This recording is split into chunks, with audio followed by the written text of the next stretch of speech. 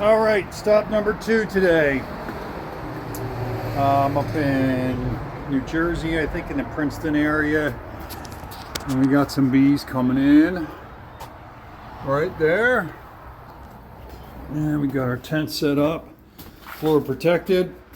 And that's going to be my cut between the joists. Haven't been here very long, excuse me, so this should be a quick and easy one. This time of year, these new infestations, I'm able to get a couple of them, sometimes 3 in a day, if possible. I got an upcoming bumblebee removal, which ought to be interesting, so we're going to get into this one. Should be like the last, where it's quick and easy.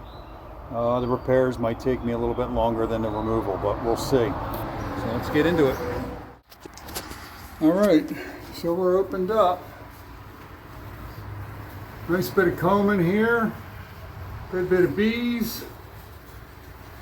Nice, beautiful, round basketball type colony. So let's get into getting them.